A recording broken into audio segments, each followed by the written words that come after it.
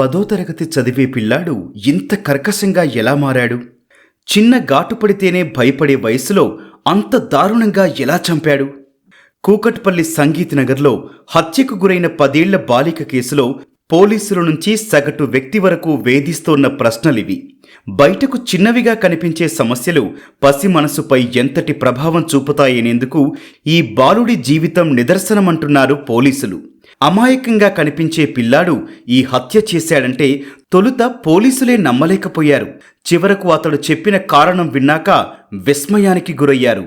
పిల్లాడి మొబైల్ ఫోన్లో చూసినవన్నీ నేరాలకు సంబంధించిన అంశాలు, నేరం చేశాక ఎలా తప్పించుకోవచ్చన్న వీడియోలే. ప్రకాశం జిల్లాకు చెందిన దంపతులకు 2 కుమార్తెలు, 1 కుమారుడు.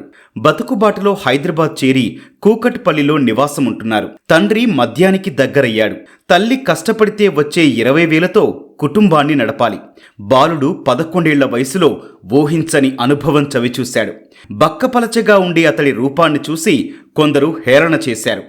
ఎగతాళిని తట్టుకోవటం తెలియని వయసులో ఇంట్లో నిత్యం తల్లిదండ్రులు గొడవపడటం భరించలేకపోయాడు. బుద్ధిగా బడికెళ్లాల్సిన ప్రాయంలో మనసంతా గజిబిజిగా మారింది.